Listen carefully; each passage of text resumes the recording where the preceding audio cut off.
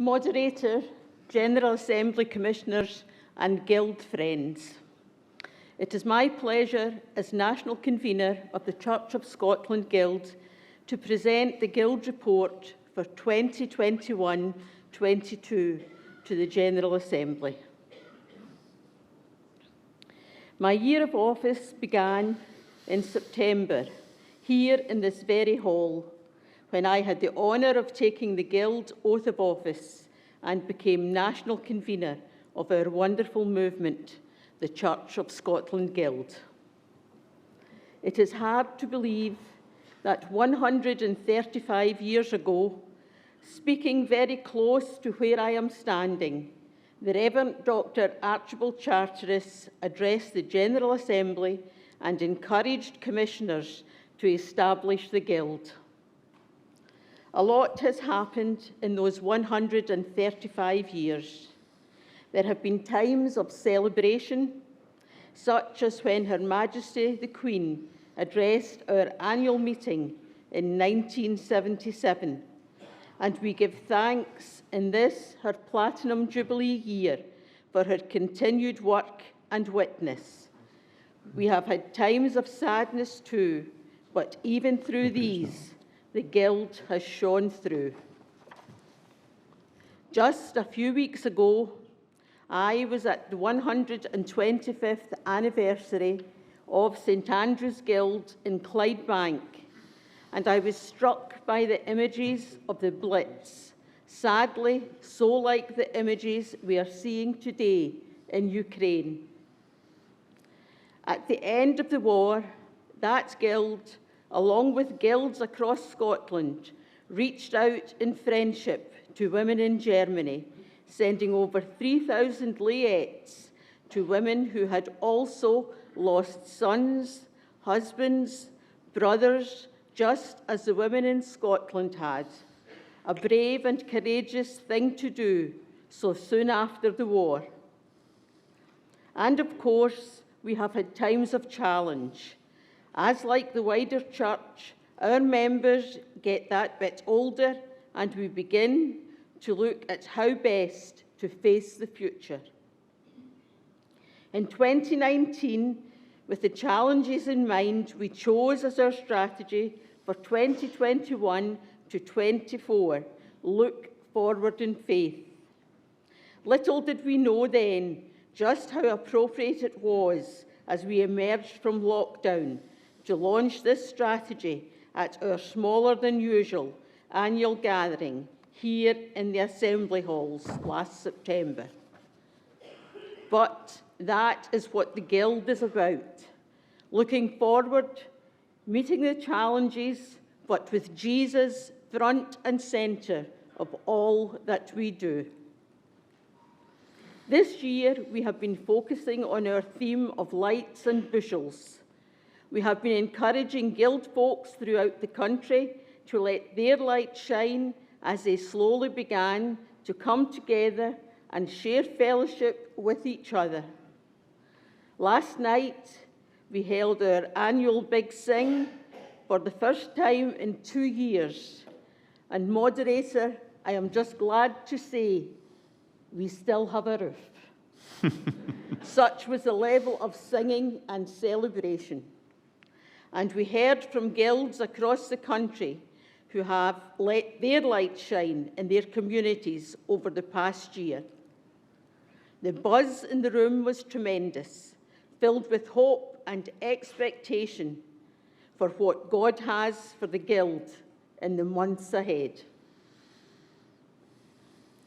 And folk were sharing how much they are enjoying being back together again in Guild meetings, at Guilds Together events, and at regional and national events. Moderator, throughout this week, we are grappling with the impact of these changing times within the Church of Scotland. And for us in the Guild, these changes have implications too. We are encouraging presbyteries and Guilds Together groups to explore new ways in which they can work more closely together. We are grateful for the support we receive from the church, across the church. We have especially welcomed the support of our Assembly trustee, Anne Nelson, and the staff in one-to-one. We are particularly looking forward to working more closely with the Faith Action Programme staff to support greater involvement of guilds in the future mission of the Church. In the report, we seek to focus on the positives. So many guilds are reporting that they have welcomed new members, emphasising the important role that the guild plays, supporting people into the fellowship of the Church and the guild. We are particularly encouraged by the establishment of 2 new guild branches in New Milnes in Ayrshire and Newport on Tay, and discussions taking place with another congregation. As churches look more closely at their mission in their community, is this a time to think again about how the guild might play a role in that wider mission? We have seen growth too in guilds where church unions have taken place, and guilds in other places establishing themselves in guild halls and village halls as the church building itself closes, ensuring a continued Christian presence in a community. In other places, guilds have come together in anticipation of union, enabling people to get to know each other better before the church itself joins. The Guild is a movement that is not afraid of challenge or change. If you had asked what would happen to the Guild if a global pandemic closed everything down for 18 months, not many people would have thought we would survive. But survive we have. We adapted, we learned to use technology, we kept in touch by phone, by e-news, by doorstep deliveries, with angels and chicks, and even Guild in a bag. In March, 80 Guild members from across Scotland came together for our Vision Conference, focusing on the journey of the Israelites. We explored the stories of the Guild, the challenges and opportunities we have, and considered our vision for the future. We took heart from the past 2 years and the ways in which we had opportunities from the challenges. We were enthused in new ways about the importance of the Guild in the wider mission of the Church locally, nationally, and internationally. Now guilds across the country will be focusing on learning from that event and determining how best to respond in their own situation. In September last year, we said goodbye to our partner projects from 2018 to 2021. And despite a year without meeting a fabulous £570,068.13 was raised.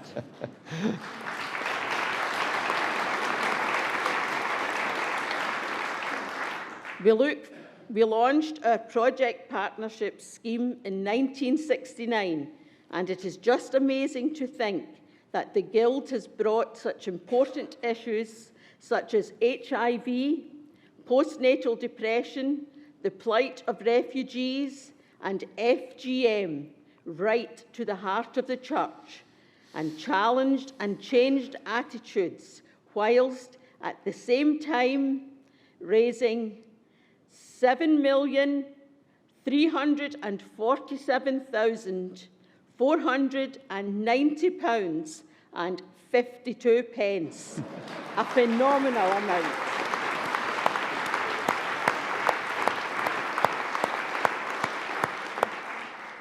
Looking forward in faith, for the next 3 years, we work alongside our current project partners, BEAT, Home for Good, Pioneers, Star Child, UNIDA, and Vine Trust, as we shine our light through them nationally and internationally, We will work with people suffering from eating disorders across the UK, children requiring foster care or adoption here in Scotland, supporting cocoa bean farmers obtain fair prices in Southeast Asia, helping to prevent future generations of people with learning difficulties in Uganda from being hidden away in their communities, supporting theological education for young women from low-income backgrounds in Brazil, and enriching the lives of young families and orphan children in Tanzania.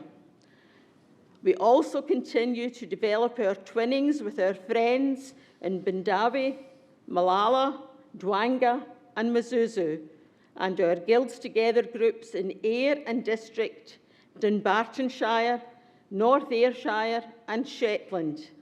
These twinnings are a great way in which we can learn from each other, and that has continued despite COVID-19. Last night, we launched our Green Canopy with Malawi to celebrate the Queen's Platinum Jubilee, but also help tackle climate change and deforestation in Malawi. Maybe this is something your church would like to get involved in. Last night, we raised £1,539, and we will surely raise more with your help. There have been a number of changes in our central staffing over the last year, with Ian White, our General Secretary, retiring after 10 years, developing many new ways of being Guild, and we thank Ian for all he did for us during this time.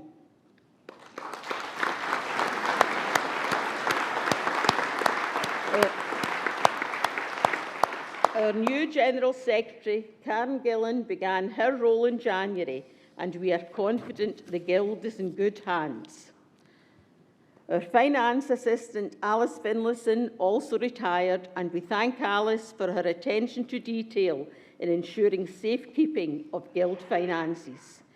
We are moving to a more regional base of working, and our Guild Administrator, Mandy Moyer, and our 2 new regional staff who take up posts next month will work together with our national vice-conveners, Helen, Andrea, Flora and Helen, as they develop relationships with guilds at a regional level across Scotland. This is an exciting development, and we hope it will strengthen the work of the Guild, particularly in our relationships with new presbyteries. Moderator, the Guild has shown over the past year our willingness to let our light shine locally, as guilds have been able to meet together, albeit in slightly different ways, welcoming new members, celebrating the long service of others, and looking for ways to reach out and thinking how best they can respond to the challenges they face. We have shown nationally with our project partners and through our national events, and we have shown internationally in our relationships with brothers and sisters in Malawi and through our current and previous project partners. In conclusion, these past months have been challenging as we have come back together again, but we continue to be positive and enthusiastic about the future of our wonderful movement, the Church of Scotland Guild. And keep in mind this verse from Hebrews 11:1. Now faith is confidence in what we hope for and assurance about what we do not see. Clearly, the last 2 years have shown that God is not finished with the Guild yet. We look forward with confidence for the future, hope for what God still has for us to do, and assurance that through it all, He will walk beside us. Moderator, as I am not a commissioner, I ask the Principal Clerk to move the deliverance. Moderator, I so move. Seconded.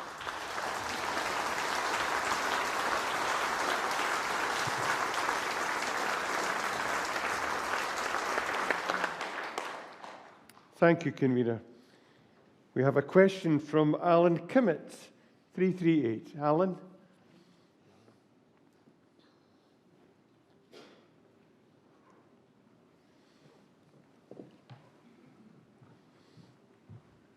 Alan Kimmett, 338. Thank you, moderator, and thank you, convener. The report talks about the difficulties for presbyterial councils as presbyteries readjust. We're shortly going to be entering into a phase of the life of church where there's going to be a lot of readjustment at a congregational level. In my experience, guilds are sometimes more creative than Kirk sessions, and I'm wondering whether you have any comments on the guild in that context.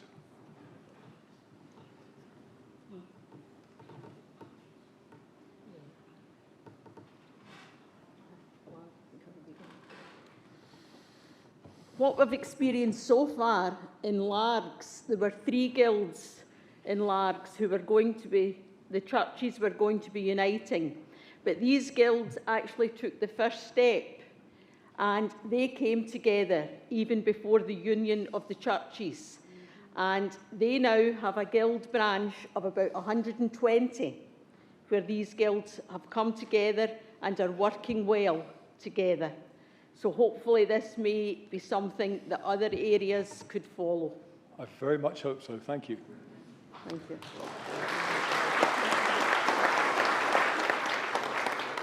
Thank you for your question, Alan. Can we move to the deliverance?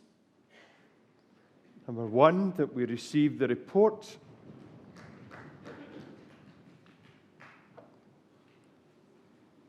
Yeah. Number 2, and I have Susan Brown, number 639, who wishes to speak. Brown 639. As we congratulate the Guild for 135 years, can we also acknowledge that we have with us today Anne Kabati, who is wearing her Guild outfit from the Presbyterian Church.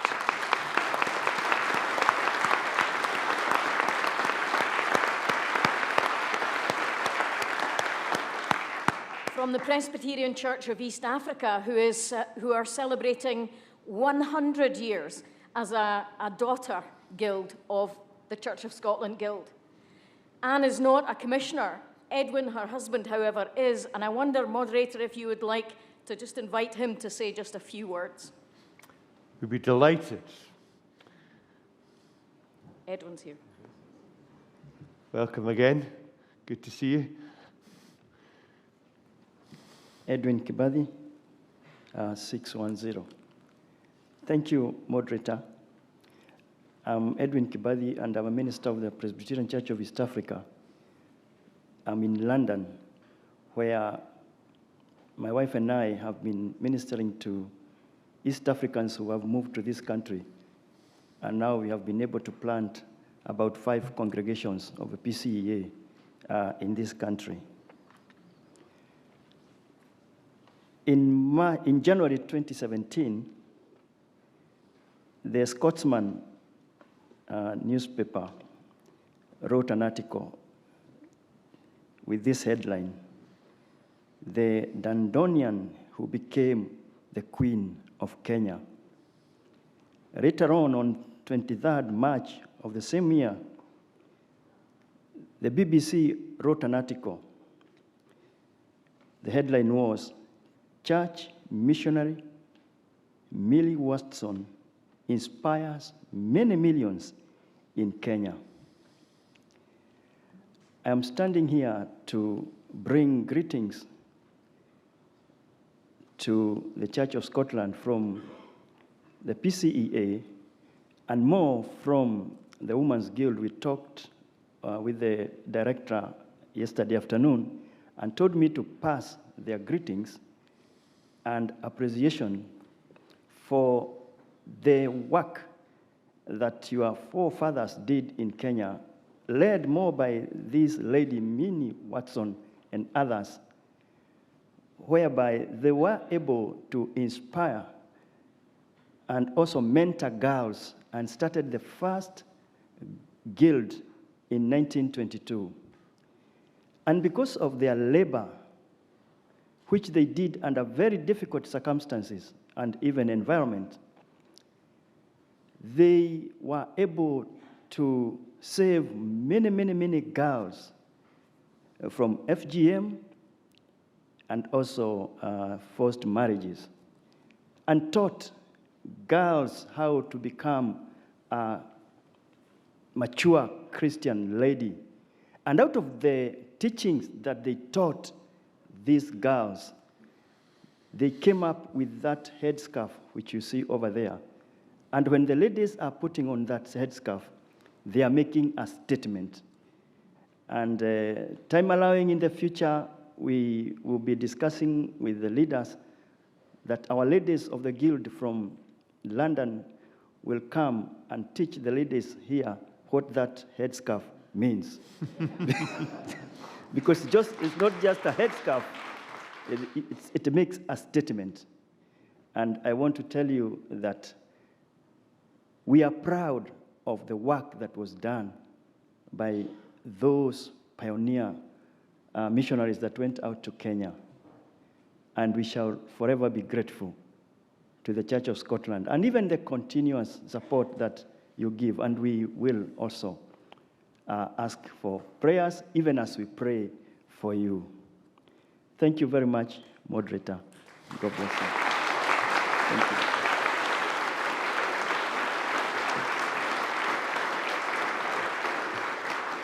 Our warmest congratulations to you on that 100 years. You wish to speak? Thank you, Moderator. Thank you, Edwin, for your contribution, and thank you to our sister Anne, who looks just amazing in her guild uniform. Just imagine if we all had to have guild uniforms.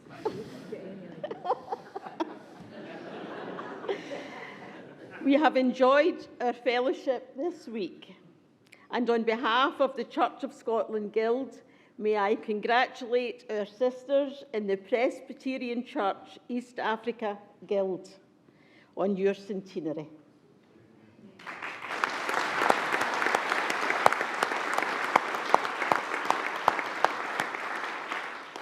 We give thanks to God for all that your Guild achieved over the past 100 years, and we pray God's richest blessing on your Guild in the years that lie ahead. Thank you for being with us.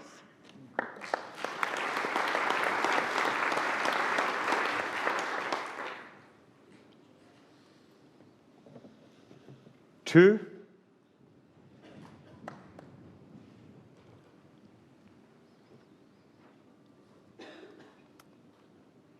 Fiona McDougall, number 229, would like to speak to 3.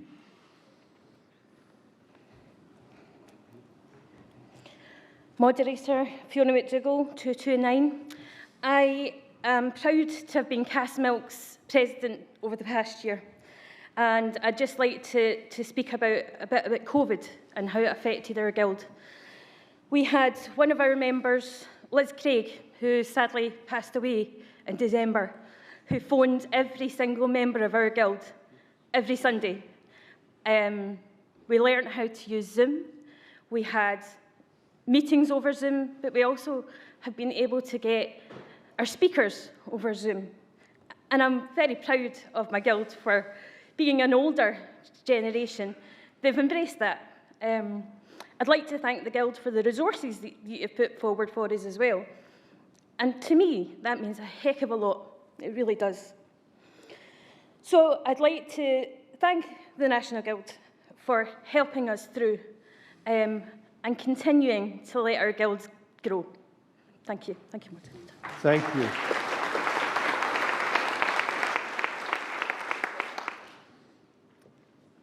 Do we accept number 3? Okay, that's us. Number 4, I have Elijah Obina, number 259, who wishes to speak, and John Pickles, number 103. Would you stand by?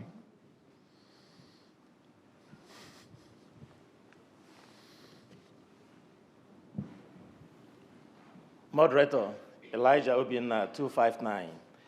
Moderator, I stand here to commend the work of the Guild, not only because Karen Gillian, who is the General Secretary of Guild, is an elder in our station, and I have to declare that interest.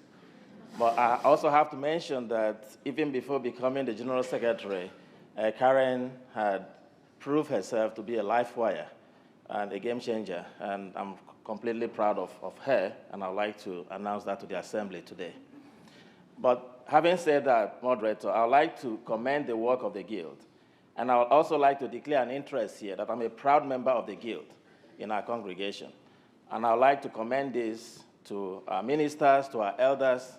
Often the Guild is seen as merely a group of elderly women or men who gather to drink tea and make some donations. But that is not so. That is not so. In our congregation, we've tried to change that narrative. It is a movement for the whole kirk. And it's a movement that welcomes people of all ages. And I commend this to our ministers, I commend it to our members. Together, we have heard stories of what the Guild is doing, how they are changing lives, home and abroad. And these are all highly welcomed. And so, Mr. Moderator, I would like to commend this to the Assembly and commend this to our presbyteries. Whatever adjustment we are making, we need to take the Guild along. They have so much potential, they have so much to give to the life of the kirk. And we've seen that happen in our congregation. We've seen them working together with the Boys Brigade, having an enrollment service and guild service alongside with the Boys Brigade, trying to bridge this generational gap. I commend this deliverance and commend the Guild to the General Assembly. Thank you, Moderator. Thank you, Elijah. John? Hi, John. Hi there. John Pickles, number 103. I am within the Presbytery of Annandale and Eskdale, which has the congregation of Womfrey as part of the Moffat cluster. Womfrey is the church that Charteris had when he was forming the Guild, and also Life and Work as was. And the congregation there have a really good and fond recollection, but also bond to the Guild through Charteris. He's also buried there. I wondered, as a question, I wondered if the convener might know, or with others, how to go about supporting that, maybe that congregation, connecting to the historical nature of it, and if that was something that the convener would be happy to take forward more clearly. Thank you.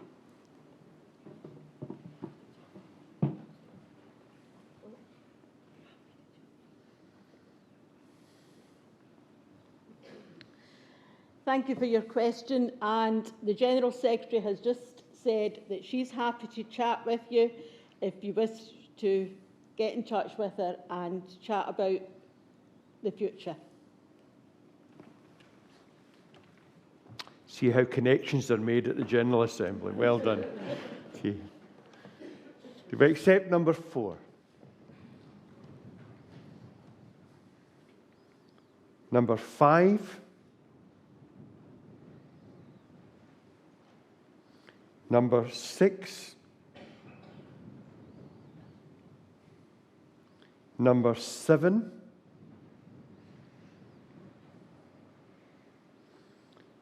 and we move to number 8, and Tom Nelson would like to say something, number 209. Tom?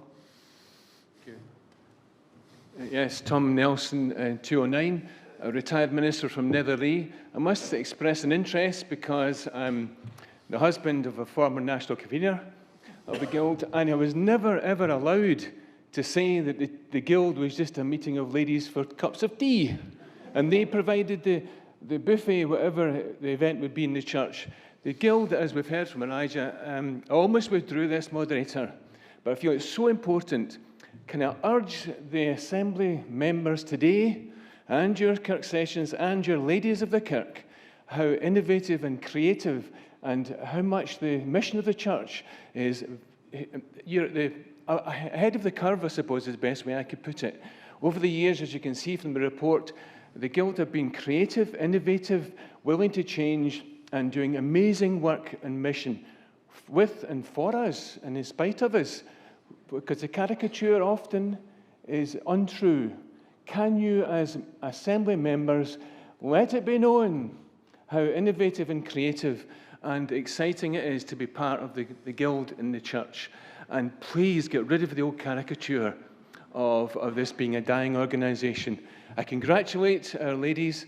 I express again my interest, but that gives me brownie points for my wife, I hope, is speaking. And that I can only say how wonderful it is to have these incredible projects supported over the years, even as far back as Bridging the Gap with the young people. Ahead of the curve, I commend the reports and congratulate the Guild. And please go home and let it be known what they do for us. Thank you, Moderator.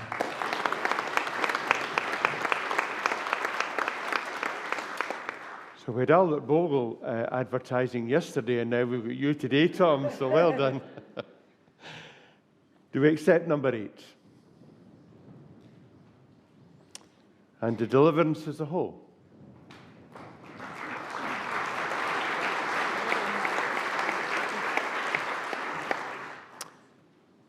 Convener, I wonder if I might say a few words to you. A number of years ago, Convener, in my own church in Dunfermline, there was a guild, but there was nobody willing to take over being the kind of convener of the guild. And so I stepped in for a year to do it. And a year became 4 years. But I must say, I enjoyed it so much. And the reason I enjoyed it so much was it just affirmed to me once again the incredible innovation and creative work that the Guild are engaged in, year out. You've come up trumps again during COVID, and you've been able to deal with these things. So once again, you've shown the love and compassion of Christ in so many practical ways through all of support that you've done. And I would like you, on behalf of us, to receive the General Assembly's warmest regards and best wishes and thanks for all that you do. Thank you. Thank you.